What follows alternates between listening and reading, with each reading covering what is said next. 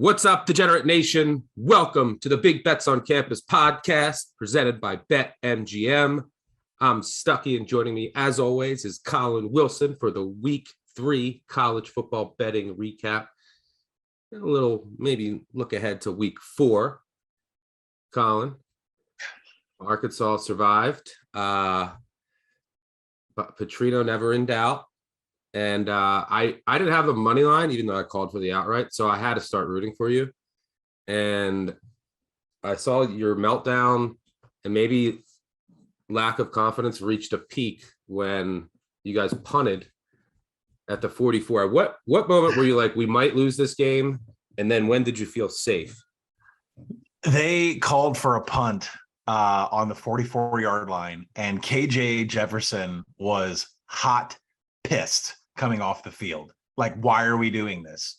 And that was just happening all game. KJ did not even like the play selection. And that's the point where I thought we could lose, because at that point, no pressure from the defensive line. The secondary was worse than we sold it without Slusher and Catalon. And the play calling from Kendall Browse, like, listen, it doesn't matter if it's Florida State, Arkansas, every stop he's been, he has extremely frustrating games where he calls plays and you don't know where the hell he came from. Nobody earned their paycheck. Nobody executed. Pittman says in the post-game presser, maybe we were looking ahead to Texas A&M. Hopefully we won't have a problem getting up for them, but we were out-coached. We were out-prepared. What? We were out-coached. Out-coached by who? He said it. Yep. By Petrino. And you know what? Listen, let me get something straight first off. I don't dislike Bobby Petrino. I thought he was I'm glad we snagged him from the Atlanta Falcons. I thought we were signing a deal with the devil where he would turn our program around, get us into a BCS bowl. He did. He got us a Sugar Bowl. And what happens when you sign a deal with the devil? They fall off a damn motorcycle with a volleyball player. All right. So we got our BCS bowl. We got our Sugar Bowl. We paid a price. We paid a heavy toll. But to come back here and screw our program up 10 years after you've been fired, you're still screwing us up. Like, just go home. I mean, Pittman completely admitted he was out-coached, out-prepared. And that's why last night I was like, I'm questioning my reality of Sam Pittman. Like, how does he get out-coached and out-prepared? This is a guy that first game at Arkansas during the pandemic, he covered Georgia. He was schooling Kirby in the first game. And now Petrino's coming down, running circles around Barry Odom. Last night, I didn't even know if I was alive. Was I dreaming? Was this a nightmare? No, it's reality. We could have lost that game. You have to be kidding me. Blow up the program.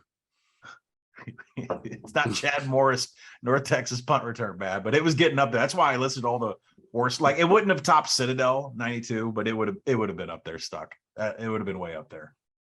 Yeah, I had to root for you at the end. But yeah, it was 17-0 in the second quarter, and I couldn't find enough Bobby Petrino pictures to tweet out. I was running out of the options on Google Images. But Colin, when you enter a bet with the devil, which is me in this case, Colin will be wearing a neck brace to break down Texas A&M, Arkansas, neck brace in a Arkansas either hoodie or windbreaker. So that should be fun. But you survived. On to next week. We'll break that game down later in the week. It was a crazy weekend of college football. Once again, we had upsets all over, not necessarily at the top, but we'll get into some of those. We'll get into best call, worst call, bet, regret. But as always, let's have you guys start off the show. We got to hear from you. I assume I don't like listening to these ahead of time, but I know that there are lots of angry corn callers. Ran away in Iowa City because the Hawkeyes have 2 touchdowns in 1 quarter. God is crying. He's so happy that Kirk Ferentz and all that nepotism he's wrapped up in with his kid calling plays has 2, I repeat, 2 touchdowns. Let's get this damn cover.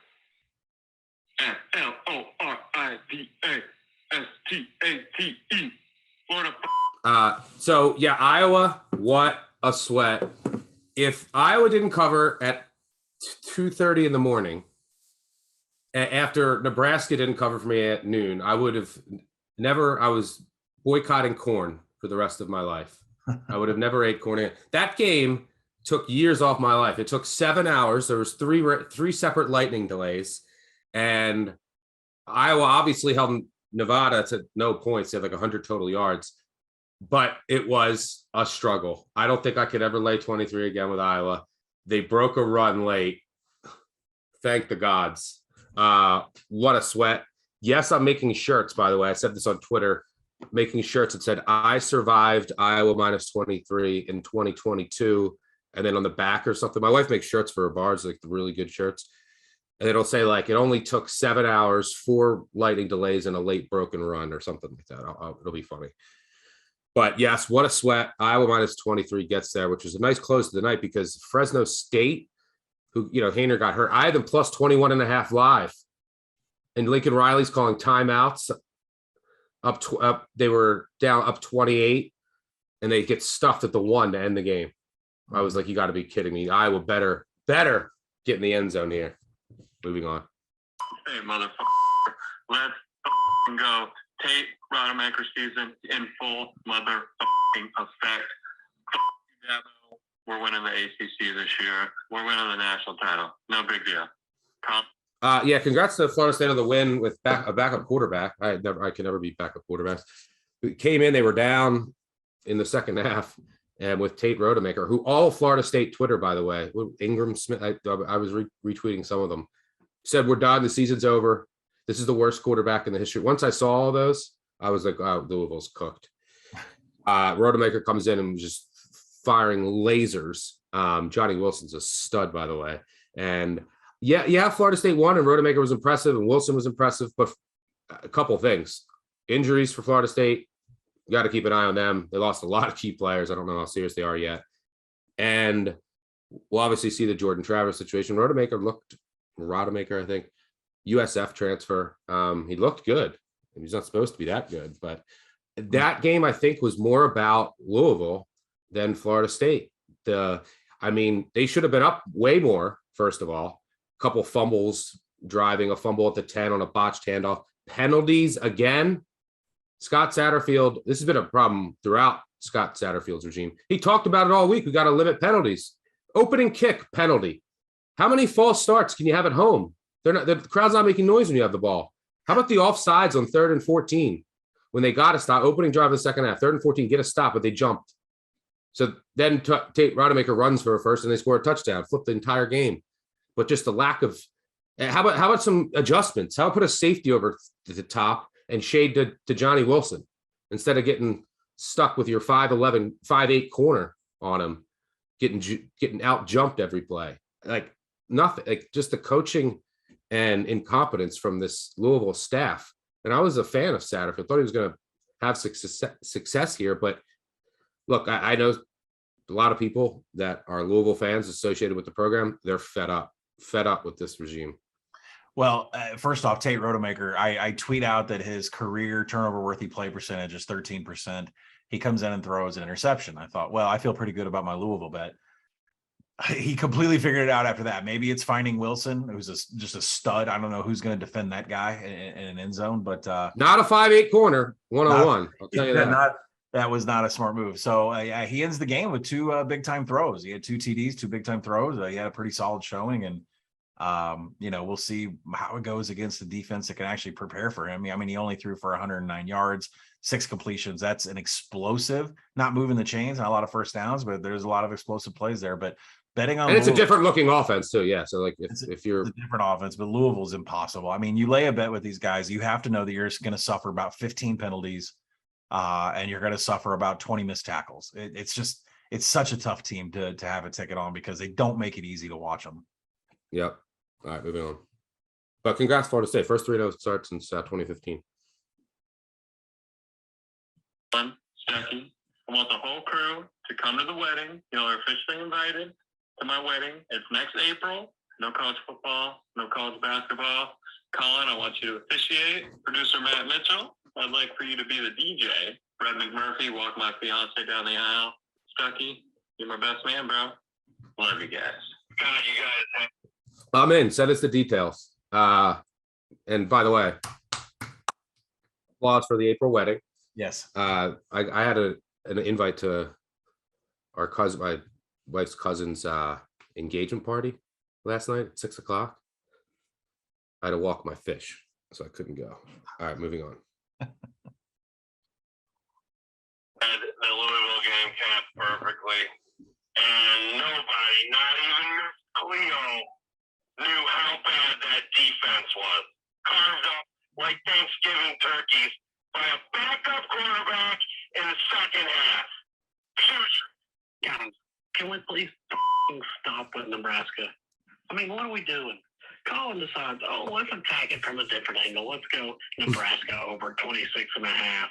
I mean, what are we doing, guys? I can only imagine that Scott Frost must have taken some of that $8 million buyout payday and decided, what the go ahead and take my boys out one last time and over everybody else. Because these guys are playing like last night. They had an all-night bender, although I can't even imagine what that means in cornhole ass Nebraska. This is bullshit. My hopes were completely crushed. Georgia Southern kicks our ass. And then you come in with this bullshit. Play Nebraska by 11. Don't you guys. You forget my hopes up again. The season's dead. Like Colin said, blow the program up. Just blow it up. Urban Meyer wouldn't help. I would rather watch paint dry than be a Cornhuskers fan and go watch my team get on for 60 minutes. This is embarrassing. Bro, they gave up a touchdown every single drive. This team's a joke. Just cancel the program. I feel like everybody calls this number and just screams at you. I'm not going to scream at you. I'm actually going to give you guys a whole lot of credit. This is a win for the recreational bettor. How on earth did you guys convince us to take Nebraska over? You guys are so charming and so smart and so good at your jobs. You got us all sitting there watching that game going, how on earth did we take Nebraska over OU? I've been watching Texas my whole life. I know both these programs. I sat there with that game, said, he's going to blow their doors off. They changed their coach midweek. And yet here I was holding a Nebraska ticket. Stop, Colin. You guys know what you're doing, but what the was that? Oh my gosh, the Syracuse-Purdue game. Totally probably the wrong side, but I just hit the over 59 and a half on that touchdown throw by Schrader. Oh yeah, sorry. I was answering an email. Hold on. It's about the NFL. Yeah, I mean, sometimes you have bad handicaps. There's a bad handicap. It's gonna happen. I mean, if it was that easy, it'd be worth $1 billion. If Oklahoma was that easy and you were that confident they were going to win. We always have 7-0. They were up 7-0. They came out with energy, but they're just bad, and their defense can't stop anything. They came out with more energy, which is a good thing, but eventually Oklahoma's talent took over. And yeah, embarrassing call, bad bet. I don't know what you want from me. You're going to have a lot more games like this early in the season. I'll have games like this later in the season. I think I went 11-6 on my sides in totals this week. So I apologize. I didn't go 100%. I know that it's a noon game. I was excited for it too. I was pissed. You had Gus Johnson calling the game. Sucked. It was an awful call, an awful bet. So yes, I apologize if you tailed. But I'm going to have a lot of losers, and I'm going to have horrendous weeks. By the way, they had a couple of good weeks in a row here. It's not going to be like that every Saturday. So also keep that in mind. But I deserve to be lambasted for that call because it was just bad, and I should have adjusted my power numbers even more. And the defense can't stop anybody. Credit to Oklahoma. They took that initial punch, and then they just dominated. It was a dominant effort. There's no excuses. There's no nothingness. The one thing that's sad is that Nebraska paid. They could have saved, $9 million by keeping Frost on for 2 more weeks, but they had to get rid of him, and that's the product that you put out. That's pathetic. I think that they should go back to the option, like they didn't run. They should go back to their original roots. Wishbone, bring the option to Lincoln. Go get Monken, or go get Chadwell. That's the route I think that they should go. But pathetic effort by the defense. Again, this defense has. I mean, how important was JoJo Doman? I mean, this defense has fallen off a cliff. It was good. It was really good. Their defense was really good last year. Yeah, It's crazy. They cannot tackle. They're nowhere. They're missed assignments. There's no one anywhere. It's like they're playing with 9 guys on the field at all times. It's embarrassing, but awful call. Well, So the bummed. Shenander move, like to tell Shenander, you're going to go back and take safeties, and we're going to move the safeties coach over to the corners, and we're going to have some jockeying position. I wasn't trying to be cute. That's what got me off wanting to bet on the Nebraska defense, which is why I went with the team total over. And then when I look at the advanced box score on Nebraska, Mark Whipple's offense, without a head coach pestering him, 8% success rate in passing downs. And they were in passing downs all day long. 8% success rate. So yeah, you can, whoever's saying blow up Nebraska football, it's officially at a point where, I think you're at the bottom. I think you're at the floor. So I'm sure this is the point where they turn around and cover some games. I'm not sure if I'll have the balls to get behind it, but 8% success rate on passing downs when I thought your offense was the best part of your team. Unbettable right now. Who do they play next week? Hold on, Oh, I'll boy. tell you projected point spread. I don't want to know. I just want to go to the bar and enjoy NFL and not think about Nebraska for one more day. Nebraska has a bye week and they have Indiana next, where they should be Oh, they have a bye week? Nebraska's a bye week? a touchdown We're not favorite. talking. No, stop. We're not talking about Nebraska until next week. No more Nebraska. God. Credit to some of the markets that opened that at like 15, 16. That was probably closer to the right number, even though it came crashing down. All right, moving on. So one of those days where you're just getting ready to lick your wounds and go into Sunday. Oh, no. We are back. Guys, what an absolute battle that Syracuse game was. Syracuse money line.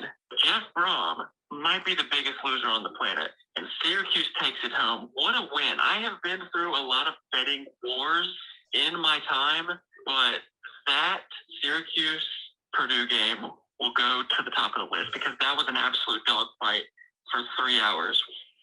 Yeah, this is for stuff. How's Penn State? Yeah. All right. That game was thrilling. Syracuse, Purdue.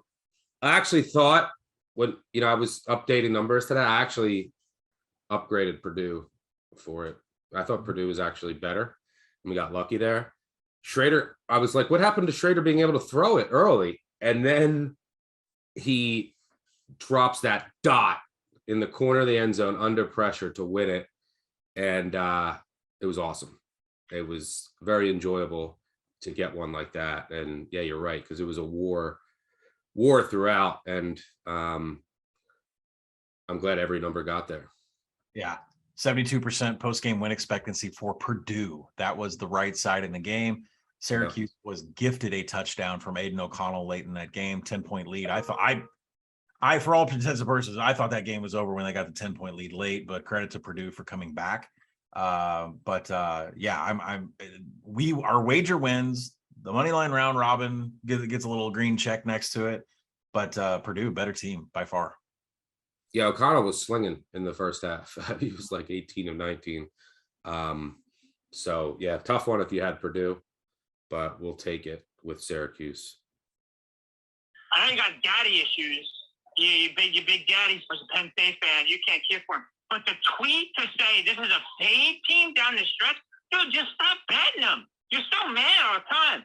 Colin, I saw your number come in. I love you. I don't have to say, man. I just think you're wrong about the corners. Stop betting against these guys. Jimmy Franklin is 70% against the spread of Penn State. Stop. There's one word to describe. Yeah.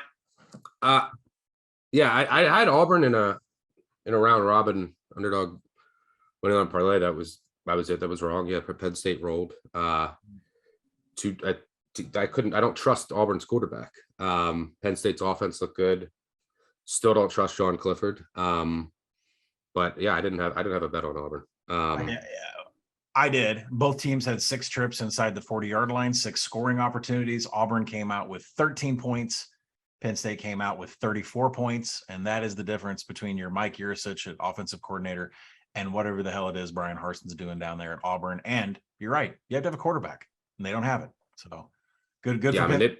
Yeah, they have a running game, by the way. Penn State has a running game. We're going to tuck them away. The schedule goes soft, but they all of a sudden have a running game. Yeah, that's huge. That takes so much pressure off of Clifford and that entire offense. So yeah, who do they have coming up next?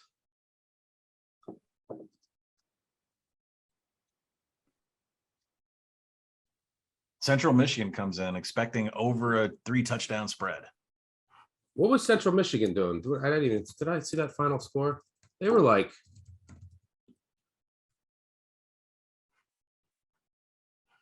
they were like struggling early. I almost laid 30 with them, but it was like 0-0 at the end of the first. What was this final score? Oh, they won 41-0. Damn, I don't want to see that. Spread was 41. Oh, it was? Okay. Yeah. I thought I saw an opener of 30. I was like, that's way too low. Maybe all right, a push. So no regret there. Moving on. But yeah, credit to Penn State. They dominated that game. Auburn is bad. I mean, the signs were there when Auburn was struggling with San Jose State last week. But it's not an easy place to go in and get a road win. So credit to the Nittany Lions. It's played, I would say the word would be demoralizing. As an holder of a Western Kentucky money line ticket, as well as a Troy money line ticket, very depressing. At least we got the win with Kansas, as well as that win total in September. A little bit of a moral victory. Rock chalk, motherfucker. Jayhawk. Fellas, I can't believe. Go ahead and pause it.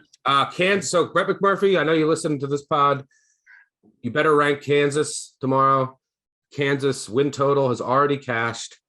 They win by, what was the final margin? 18 at Houston after winning at West Virginia.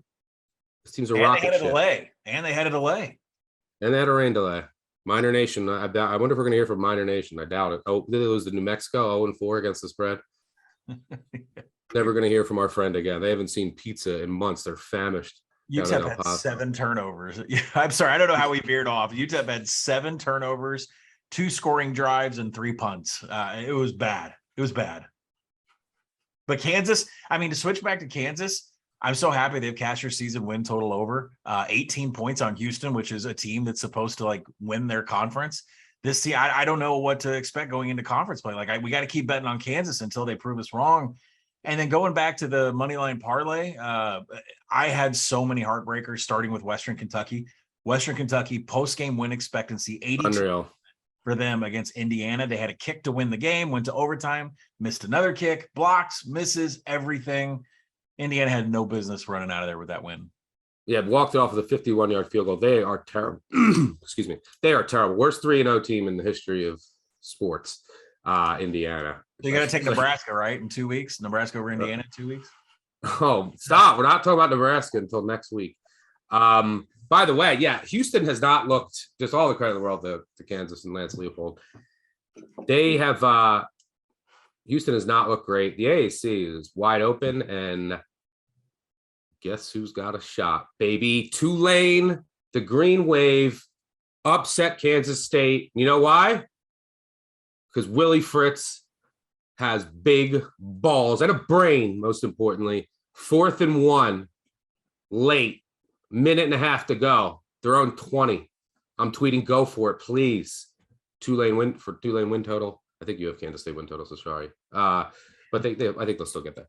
But I'm like, go for it. Like, you're the big dog here at Kansas State. Sneak the ball.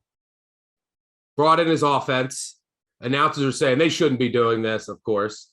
Maybe they're just going to try and draw off, sneak it, game over, good night. Let's get out of here and head back down south, baby. What a win for Tulane. Yeah, Michael Pratt keeping them in the game. Tulane 60-1 preseason to win their conference. It absolutely is live right now. There was 100-1 out there. Remember, Leboff, our colleague, was texting us, and I didn't bet this. I told him to bet Tulane 100-1. He was like, give me a crazy long shot. And I said Tulane 100-1. Yeah. Yeah. I hope he bet it. Well, 58% win expectancy for Kansas State, but Tulane gets the win. Good for them. If you have a Tulane ticket in your back pocket, it's going to be an exciting October and November. They still can't. Their defense was really impressive. They held Deuce Vaughn to 80 yards on 20 carries. Yeah. And he had a run of 30 yards. So if you take away that, 19 carries for 50 yards. And Adrian Martinez, Kansas State just doesn't have a downfield passing attack right now at all. He threw it 31 times for 150 yards. I talked about that last week. He had 1 deep attempt on the season. Ended up coming back to bite them because Tulane was doing a good job against the run, and Kansas State couldn't take advantage of their secondary, which is probably where there's more questions. But Tulane is significantly improved. Team really unlucky last year, displaced by the hurricane. They didn't like their offensive coordinator. Just everything went against them last year, and it's good to see them. Sorry, that's It's good to. It's all right. That happens to me all the time. It's good to see, everything went against them last year. It's good to see things starting to go for them this year. Moving on. What's that? Something else I want to throw in. There was some guys in the industry I respect that are playing more and more props, and they were big time on Adrian Martinez over like 36.5. He ends up with 59 rushing yards. And that same group of people that I respect so much, they're playing Adrian Martinez props rushing over because of the lack of weapons on the outside. So keep that in mind next week. Yeah. Third weekend of September, and we've already cashed the over 2.5 win total for Kansas. And Dana Holgerson, you f***ing bitch. What a disaster. And Jalen Daniels for Heisman? I mean, who says no? Let's get this man to New York and Kansas to the college football playoff. And I'm going to take this time to officially put Bill Self and his toupees on the hot seat as I'm declaring that Kansas is officially a football school. Yeah, I know they just won a national title in April, but the people are saying that it's a Mickey Mouse title anyway. I mean, come on, let's be honest. The path they had to win it all was softer than the Charmin toilet paper I used this morning. Rock, chalk, Jayhawk, KU. Woo! Yes. All right. I have to. Let me ask you a question before you get started. Let me ask you a question. Who do you think deserves? Who has the better contract right now? Bill Self makes about 2.5 million more than Lance Leopold's 2.3 million per year. So you like Bill Self at 4.8 or Lance Leopold at 2.2? Who do you think? Like, which contract is the better value? Like, which coach is getting ripped off here? Bill. Bill Self won a national championship. Yeah, Bill Self's one of the best coaches in the country. He's priceless. Leopold still has a lot to prove. So I would say Self probably deserves more than he's getting, but I think he's just like happy as a clam there now.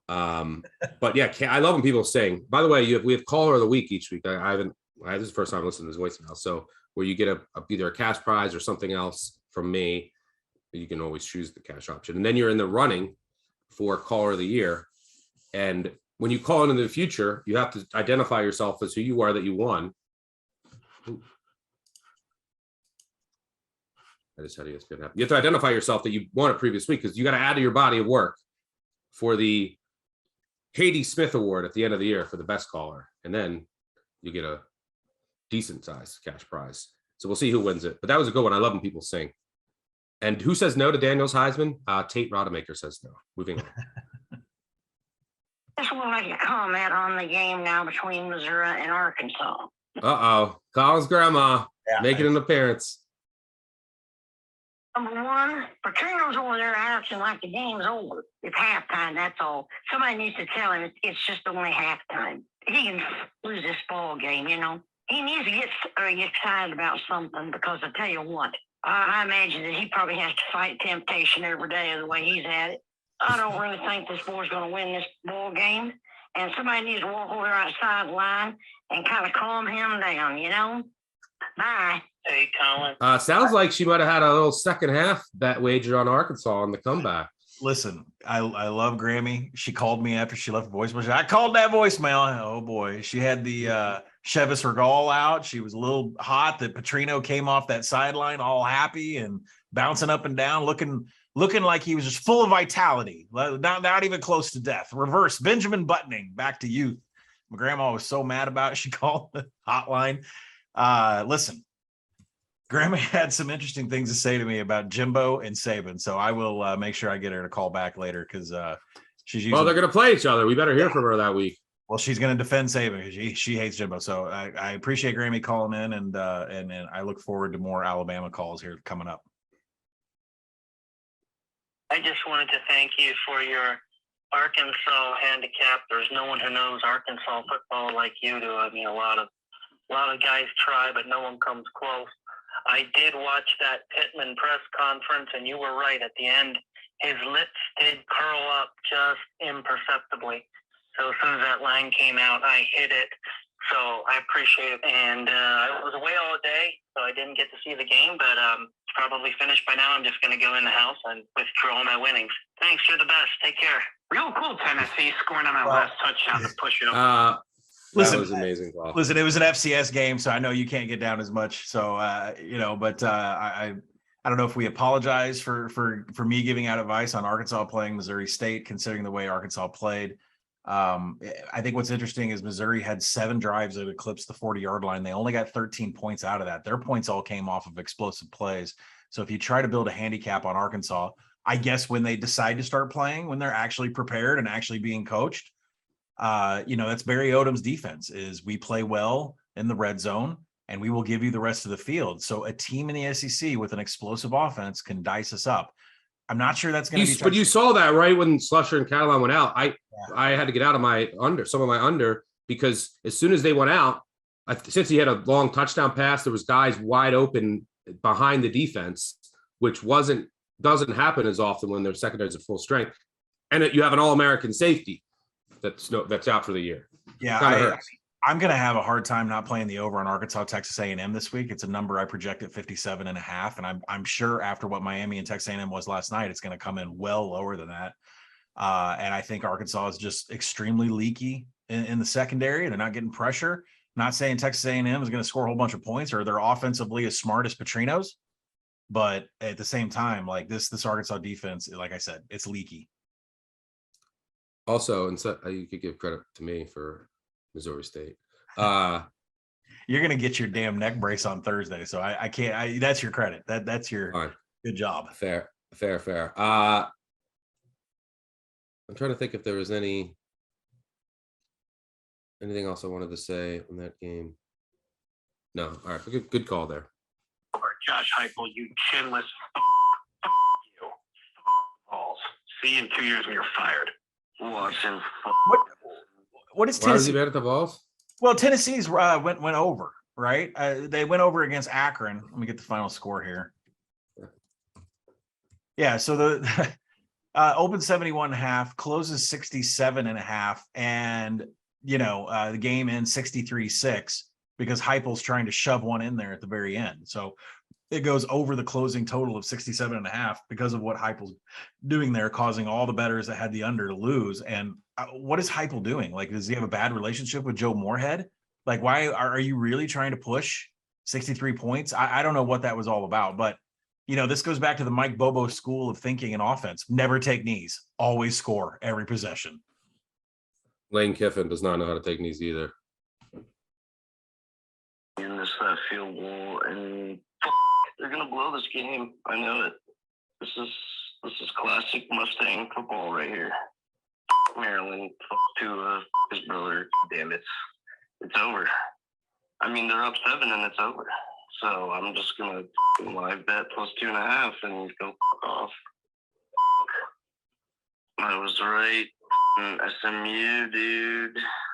Colin, I saw you put an action app. You're gonna wait for Maryland to be plus money multiple times where they plus money, yet I still did not hit the live line. So me. There's 2 minutes and 30 whatever seconds left, and I'm gonna use that time to grab another beer because it's gonna be a long one, gents. Hey boys, just wanted to call in and tell you that. Yeah, so I put in an SMU +3 bet, and I said I'm going to come back and hit Maryland live. This is your live betting game of the day. If you look at the advanced box score and you look at the game flow, SMU only had about 4 points in the game where they were above 50% post-game win expectancy. I couldn't get like a Maryland +7, a Maryland +4, something worthy to be on the opposite side of SMU +3. When you're live betting, the goal is to get +3 on both sides, and there just wasn't really a good opportunity to get Maryland at 3.5 or 7 or anything better. So that was a little bit of greed on my part, trying to get better than +3 on Maryland during the game. Sneak the damn ball, SMU. I appreciate everything that you do. I would appreciate it even more if you keep telling people to fade SC. Just keep telling them to fade SC. I don't care if the other team's quarterback's going to get hurt. I don't care if you think their defense stinks. I don't care about any of it. They're going to keep getting stops in the red zone. They're going to keep winning games because the offense is nuts. So keep telling people to fade SC, and I'll keep making money. Fight on. Thanks. I'm sure that's going to work out for you by the end of the year because the market is going way against you every single week. Yeah, Hainer gets hurt, which changes that entire game. Obviously, I don't know why Fresno State's kicking field goals inside the 5. And these things regress. SC's not going to get 5 turnovers every week. They're not going to get stops inside the 10 every week. They can't stop a nosebleed up. That Fresno is averaging 9 yards a carry. There is no resistance on that defense. There's no one that's like, you're like, wow, this player is good. But obviously Hainer gets hurt. There's turnovers. They kicking field goals. And then they can't even get my live number plus 21.5. So yeah, depending on the number, we might say keep fading USC. It's the best offense in the country though. So, and by the way, they've beat Stanford, Fresno State, and Rice. Like this is where you're at as a program, USC. This is when you're going to talk shit. You're supposed to be a national title contender this year. You don't hear Alabama. You don't hear Georgia fans calling in and saying, "Oh, we beat South Carolina." You beat Fresno State. It's a Mountain West team. They lost at home to Oregon State last week. Fight on. Yeah, USC. Have some pride. USC 0 fumbles lost, 0 interceptions lost, 0 turnovers lost, a margin of plus 10 already on the season. And remember, like when you get a double digit plus turnover margin, like you're lucky. You got a rabbit's foot in your back pocket. These guys are already at plus 10, easily on pace for what, Stock about plus 35 on the season for turnover margin. It's just not sustainable. On pace for 40. Yeah. Plus 40. If the USC put it, I said this last night. Look, USC's offense is ridiculous, which everyone knew. But God, they're not going to get many. No one's going to get many stops against them. How hard are we hitting Oregon State this week? Right, just let very hard, very hard. Fight off. And yeah, it's very good. But they're not. But if they finish plus 40, I promise you this: if they finish plus 40 in turnover margin and actually plus 50, including the college football playoff, and the other quarterback gets hurt every game, I promise you USC will finish 14-0 against the spread and they will win the national championship. Mm-hmm. So plus 50 turnover margin, opposing quarterback gets hurt every game. I promise you USC will win the national championship and they will cover every game. Promise. So you take that to the bank if that happens. All right. Let's see. Who was the caller of the week? No one. The wedding guy, because I'm just picturing Colin calling it and Brett walking his wife down. I'm the best man. And Matt's the fucking DJ. That's great. Yeah, it wasn't too spicy. We had good days on Saturday. So get drunk and call in, people. There's cash on the line. It's much more tame when both of us are green. I guess we need to. And that red week is coming, guys. I promise you, there's a week where there's a 2 and 10. But I'm fine with the spice. But the voicemails not being spicy if we're gonna have all green Saturdays the rest of the year. But call in and bitch about one game or something else when you're drunk. Entertain us on these Monday mornings. But overall, it's pretty good work. And we got to hear from Colin's grandma talking shit on Bobby Petrino. So let's move on. We'll talk about a couple of games we didn't talk about. We'll start with best call, worst call. Bet, regret. I'll start best call. Had a couple good calls on Saturday. I guess I got to say Charlotte plus 20. I was pretty confident Chris Reynolds was going to start, and he might be the most important. What do you think about this? The most important quarterback in the country from a point spread perspective? Yeah, because Charles, the drop off is incredible, and they beat Georgia State outright. And their offense put up, 40? 42-41 final. So Charlotte, Georgia State's now 0-3. And you want to talk about openers or games you're looking forward to next week? Georgia State. Home against Coastal Carolina, who is a fraud with a capital F. Grayson McCall is amazing, but that team is bad. All right. Worst called Nebraska. By far. I mean, I think it's the worst, maybe the worst call of the year. So I don't need to say anything else there. Bet, regret. Oh, my bet was not betting Western Kentucky when it got to 7. I got, sometimes at these late line moves, I at 7, I was like, I'm going to play Western Kentucky, but I was like, why is this steaming back up? Is someone out? And then I lost. I never got a bet him, but I should have bet them +7. And just a shout out to another team. By the way, Northwestern lost at home to Southern Illinois. Darren Ravel, I need a game ticket for that signed. And Washington was another good call. Mhm. I love that team, and their offense was rolling. How about you? Best call, worst call? Oh, I feel bad that I settled for a Washington win total over instead of taking a Pac-12 championship ticket over the summer. But yeah, Washington was great. Best call, I'm going to go everything Oregon. Started off early in the week with Oregon over. I get Oregon and BYU going over because both of them are terrible defensively and finishing drives. And then later in the week and on BBOC Live, I took Bo Nix season over 30.5 team total. That was done, I think, by the early part of the third quarter.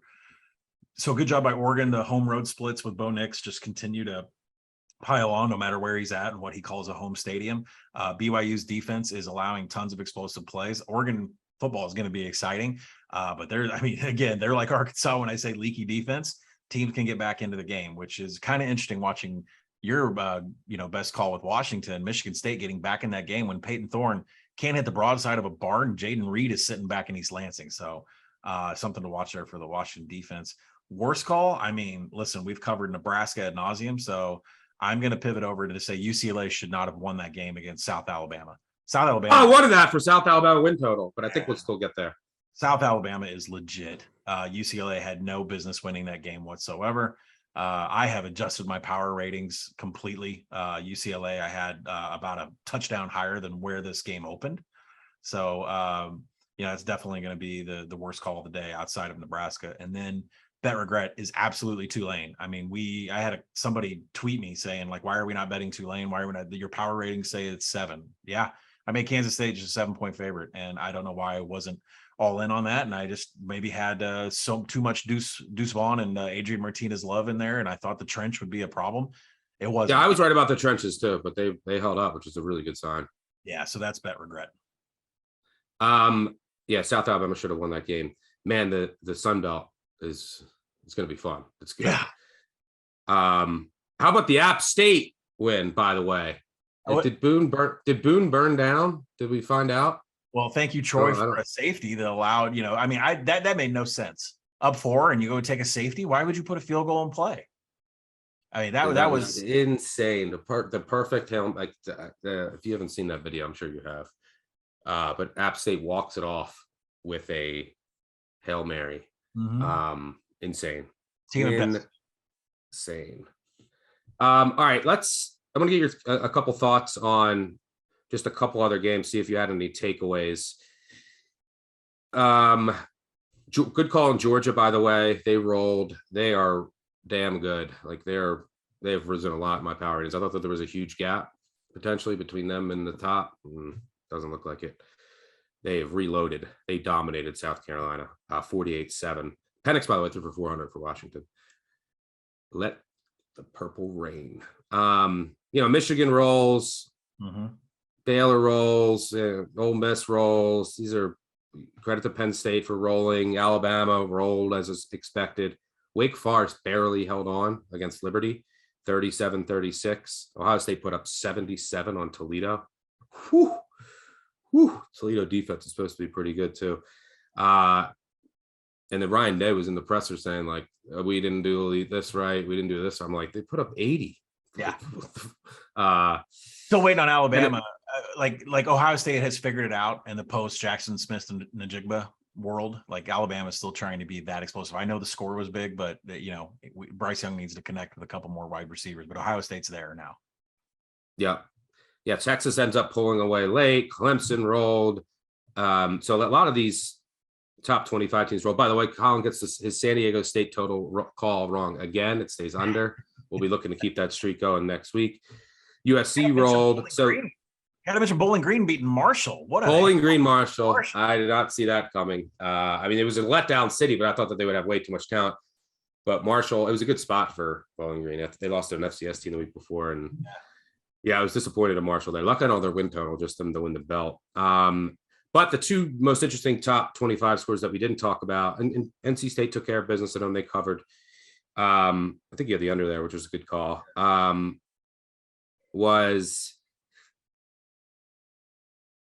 Pitt took care of business at Western Michigan. The two that I wanted to talk about that I haven't, Texas A&M, Miami. So Texas A&M, God, can we stop putting on Texas A&M in prime time? Like their games are so boring.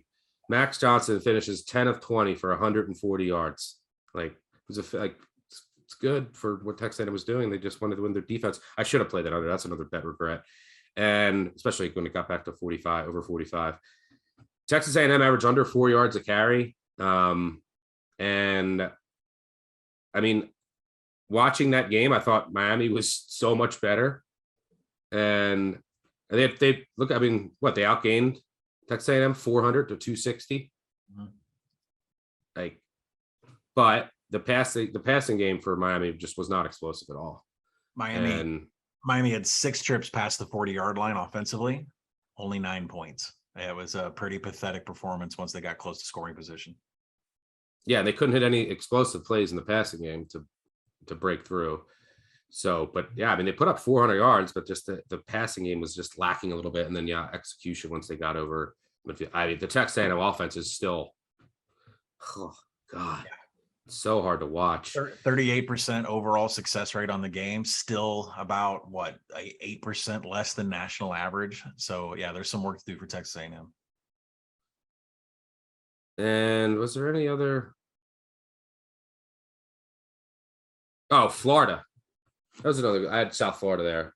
Bulls took care of me all day. It was, Buffalo Bulls, South Florida Bulls. South Florida almost beats Florida, and Florida and Billy Napier are the offenses. You just like Richardson has not yet to throw for a touchdown pass this year. They're an injury away from being done, right? I mean, they're an injury away from Anthony Richardson from being just lifeless. But he has 0 touchdowns and 4 picks in the year. And yeah, they were outgained 402 to 320 by South Florida. Yeah, South Florida 73% post-game win expectancy, average starting field position of the 34. This is a South Florida team that I had no interest in betting on at all this year. South Florida went 46% success rate in passing downs. The Florida defense, I thought Todd Grantham's out and passing downs would improve. Not against South Florida. And South Florida ran the ball 46 times for 286 yards. Over right near 6.5 yards a carry. Mm-hmm. Oh, Rice. Yeah. Rice might have been our best call. Rice outright. Shout. Rice, the Owls. Man, we should have tweeted some owl gifts. That was a miss. I had one. I got my little twirly head out there. You did? Yeah, I got the little twirly head out. It was in the middle of the Arkansas. There was a lot going on. I was not. Yeah, I was not. I was just searching Google images. Which, for those of you that don't know, like that are new to the podcast over the last 2 years, but Temple and Rice have been so bad, we haven't been able to use it. But the owl twirly head is all about Rice and Temple football. Yeah. And Eastern Michigan's back, baby. My max sleeper. They win at Arizona State. So I'm going to get canned. Yikes. All right. Let's quick look ahead to Thursday. West Virginia at Vatech. I already mentioned Georgia State. Georgia State's on Thursday. Yes. Perfect spot for Georgia State. We'll be on them there, depending if the number opens where I think it is. Coastal Carolina has skated by to a 3-0 start. Georgia State, tough losses. I think they're gonna be undervalued in the market here. And matchup might not be great. I'll have to dig in a little bit there, but I think we're going to get a good number because you can just throw all over Coastal Carolina. Georgia State could have some success there, but they want to run it first. Chattanooga at Illinois. We'll talk. We'll have maybe something on Action Network app for that. But the other game is West Virginia Vatech. Any quick thoughts there? Projections should be. I think I would imagine under a field goal one way. Yeah, I've got right now after adjustments, I've got Coastal Carolina -1 going to Georgia State with a total projected at 57.5. Georgia State runs 63% of the time. So you want to look at Coastal Carolina's rush D. It's not too bad. It's top 50. Yeah, the rush D's been good. The rush D's been good. They're past the. Yeah, it's bad. Yeah, Bad. 119th in passing success rate on defense for them. And then you go to the Grayson McCall side of the ball, and he wants to throw the ball. Georgia State right now is 107th in defensive finishing drives. They're not generating a pass rush whatsoever. So there could be some success here from Coastal Carolina.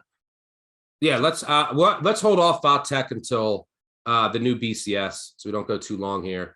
We'll be back later next week to preview week 4. And without Nebraska, thankfully, and hopefully we can have another winning Saturday. Make sure the voicemail guy, wedding guy, reach out to me if you are serious about inviting us, depending on where it is. And make sure also to claim your prize. And make sure you leave a review, 5-star review. We'll do giveaways. Producer, if there is someone out there you want to do a giveaway to, let them know now. But subscribe, unsubscribe, subscribe, tell a friend, tell an enemy. If you already left a review, want to leave another one? Get another giveaway. Borrow someone's phone. Appreciate all you listening. Make sure you check out Big Bets on Campus Live, presented by BetMGM next Saturday morning at 10:30 a.m. Eastern as well. Thanks to our sponsor, BetMGM. We got to go find some winners. Catch y'all later. Cheers. Peace out.